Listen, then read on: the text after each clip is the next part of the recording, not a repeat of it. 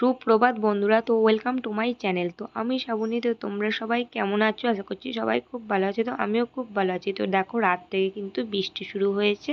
তো এখন কিন্তু প্রচুর পরিমাণে বৃষ্টি হচ্ছে। তো ঘুম থেকে উঠে দেখি, তো ঘুম থেকে উঠে প্রতিদিনের মতো নিচে গেলাম। তো নিচে গিয়ে দেখো, ঘর মোছার জন্য দেখো জল নিয়ে এখন চলে আসলাম। তো এসে ঘরটা প্রথমে ঝাড় দিয়ে নিয়েছিলাম। তো এবার দালানটাও কিন্তু ঝাড় দিয়ে নিচ্ছিলাম। যখন কিন্তু ঝাড় দিয়েছিলাম ভাবছিলাম আজকে কিন্তু ভালো জাগ্যে জল আসেনি, বৃষ্টি হয়েছে প্রচুর কিন্তু জলটা তেমনভাবে আসেনি।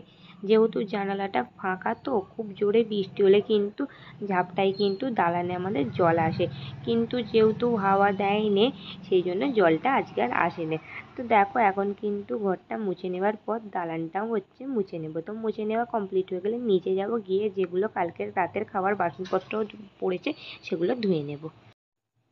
এখন বাসি নাইটিটা চেঞ্জ করে রান্না বসাতে চলে এসেছি। আর এদিকে দেখো, আমার হাতে আছে পুঁই শাকের ডগ, মানে বাপি দেখো পুঁই শাকের ডগগুলো কেটে দিচ্ছে।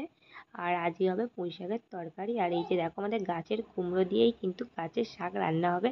আর এই মাসটা যেহেতু আশ্বিন মাস চলছে, আশ্বিন মাসে নাকি পুঁই শাকের ডগ কাটলে কিন্তু আরও ভালো করে কিন্তু পুঁই শাকের ডালপালা বেরোয়। মাছের মাথা ছিল ফ্রিজে অল্প, সেই দেখো ছোট মাছের মাথাটা দিয়েই তরকারিটা বানিয়ে নেবো। আর পুঁই শাকের তরকারি আমার কাছে নিরামিষ হোক বা মাছের মাথা ডিম দিয়েই হোক, আমার কাছে কিন্তু পুঁই শাকটাই খুবই ভালো লাগে। মানে ছোট থেকেই বলতে পারো, মানে পুঁই শাকের তরকারিটাই আমার কাছে খুব ভালো, মানে এই তরকারি দিলেই মনে হয় যেন ভাত খেয়ে ফেলবো। রান্নাটা করতে করতে দাঁড়াও, একবার বাইরের ওয়েদারটা তোমাদের দেখিয়ে দিই। এই যে দেখো, বাইরের ওয়েদারটা এখন কিন্তু হালকা করে একটু পরিষ্কার হচ্ছে। প্রায় আমার হয়েই গিয়েছে, শুধু একটা তরকারি বাকি, সেটা বসিয়ে দিয়ে আসলাম। তো এখন বিছানাটা গুছিয়ে নেবো। আজকে জানো তো, রান্না করতে তো অনেকটা লেট হয়ে গেছে, কারণ এখন বেজে গেছে 9টা। তাড়াহুড়ো করে বিছানাটা গুছাবো, তরকারিটা নামিয়ে স্নানটা প্রথমে তাড়াহুড়ো করে নিতে হবে, কারণ তারপরেই আমার ছেলেকে রেডি করতে হবে, স্নান করিয়ে খাওয়াতে। ওর পেছনেই মানে অনেকটাই সময় দিতে হবে এখন। তো যাই হোক, এখন প্রথমে আমি বিছানাটা গুছিয়ে নেবো, তার সঙ্গে সঙ্গে আমার ছেলের রুটিনটা ওকে বলবো, যেগুলো ব্যাগে ঢুকিয়ে নেবার কথা বলবো। তো যাই হোক, চলো তাহলে বিছানাটা গুছিয়ে। এই মাত্র স্নান টান করে আসলাম, আর বাইরেও কিন্তু বৃষ্টিটা এখন কিন্তু থেমেছে, আকাশটা হালকা হালকা পরিষ্কার হচ্ছে। তো হালকা করে জল গরম করে ছেলেকে চান করবো, যেহেতু ওয়েদার খারাপ, তো সেই জন্য ঠান্ডা জ্বর সর্দি লেগেই আছে, এমনিতেই হালকা হালকা কাশছে। তো প্রথমে জলটা গরম করে স্নানটা করিয়ে দিই, দাঁড়াও। এখন রান্নাঘরে চলে আসলাম। দেখো, সব কিন্তু চাপা দিয়ে গিয়েছিলাম। তার আগে এখন প্রথমেই এই কাঠগুলো দেখো গরম উনুনে মা দিয়ে রেখেছিল, যাতে গরম হয়ে থাকে। আর বর্ষায় না কাঠ গরম গরম যখন থাকে না, রান্না করতে ভালো লাগে। আর রান্না হয়েছিল আজ, যেটা বলে দিই, পুঁই শাক। আর হয়েছিল এদিকে দেখো অল্প করে শামুকের ঝাল, আলু দিয়ে। আর এখানে ডাল। তো তারপর দেখো, ছেলেকে খাইয়ে দিয়ে রেডি করে দিয়েছি, ড্রেস পরিয়ে। এখন কিন্তু আমার ছেলে জুতোটা নিজেই পরে নিচ্ছে। ওকে কিন্তু না এই ছোটোখাটো কাজগুলো নিজে নিজেই করে।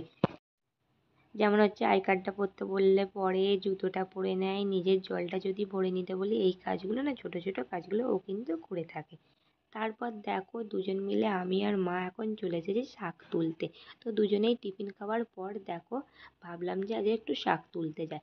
তো এই যে দেখো, আমাদের এখানেই এগুলো বর্মা শাক। এই বর্মা শাকগুলোই দেখো এখন তুলে নিচ্ছিলাম।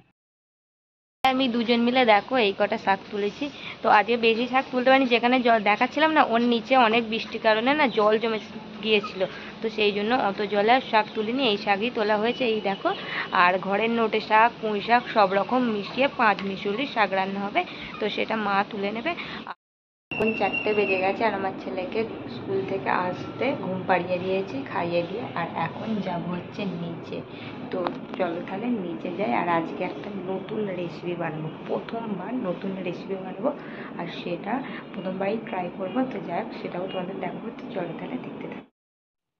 এখানে দেখো রয়েছে বিট, গাজর আর আলু। আর এখানে বেটে নিয়েছি আদা। আর এখানে একটা বাটা মশলা শিলনোড়ায় বেটে নিয়েছি জিরে, ধনে। এটাকে হালকা করে কড়াই নেড়ে, তারপর দেখো এগুলোকে আমি ছাড়িয়েও নিয়েছি। আর ওদিকে আলুটাও সিদ্ধ বসিয়ে দিয়েছি। আর কি বানাচ্ছি সেটা তো বলাই হলো না, অনেকে কিন্তু বুঝতেও পেরেছো। আজকে ভেজিটেবিল চপ বানাবো। ভেজিটেবিল চপটা কিন্তু এই ফার্স্ট টাইম বানাবো। তো আগে তো খেয়েছি দোকান থেকে, কিন্তু আজকে ফার্স্ট টাইম ঘরে বানাচ্ছি। তো তো এই যে দেখছো বিট গাজর এগুলো না কিছুদিন ধরে ফ্রিজে অনেকটাই আনা হয়ে গিয়েছিলো, সেই জন্য পরিমাণ একটু বেশিই ছিল। তো সেই জন্য মাকে বলেছিলাম হচ্ছে বাজারে গিয়েছিলো, সেখান থেকে হচ্ছে নেড়ো গুঁড়ো আনতে বলেছিলাম। তো নিয়ে যেতে আজকে হচ্ছে আমি ভেজিটেবিল চপটা বানিয়ে নেবো। তো ইউটিউবে সার্চ করে হচ্ছে প্রথমে আমি দেখে নিয়েছিলাম, তো দেখে নেওয়ার পর সেই মতোই বানিয়ে দেখো নিচ্ছি। হয়ে গেছে গাজর আর বিট, আর এখানে আমার আলুটাও এখানে সিদ্ধ হয়ে গেছে। আর এখানে দেখো কড়াই গরম করতে দিয়ে দিয়েছি।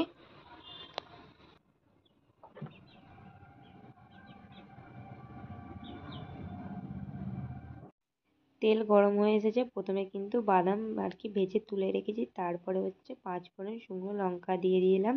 তো দেওয়ার পর দেখো গ্রেট করা এই যে গাজর আর বিটটা ভালো করে কিন্তু এখন আমি ভেজে নেব।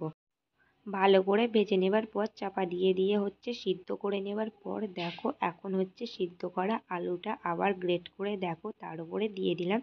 তো এটা দিয়েও ভালো করে নেড়ে চেড়ে স্বাদ মতো নুন দিয়ে আর হচ্ছে ভাজা মশলাটা দিয়ে বাদামটা দিয়ে নামিয়ে নিলে ব্যাস হচ্ছে মশলা রেডি।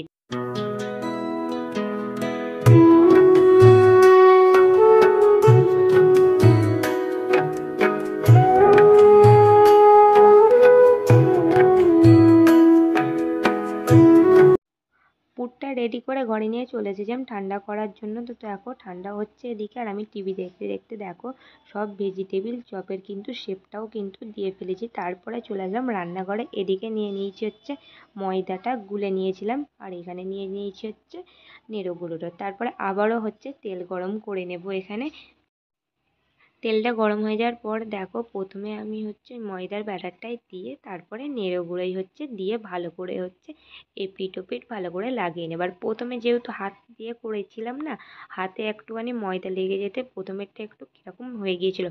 তো তারপরে হচ্ছে চামচ যেহেতু ব্যবহার করেছিলাম তারপরে এগুলো কিন্তু সব ঠিকঠাক হয়েছিল।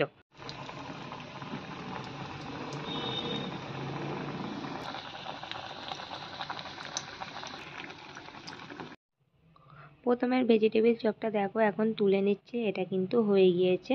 আর তারপরে আরও দুটো কিন্তু দিয়েছি দেখো। আর এটা হচ্ছে আমার ছেলেকে প্রথমেরটা দেবো, ও যেহেতু ঘুম থেকে এখন উঠে পড়েছে সেই জন্য।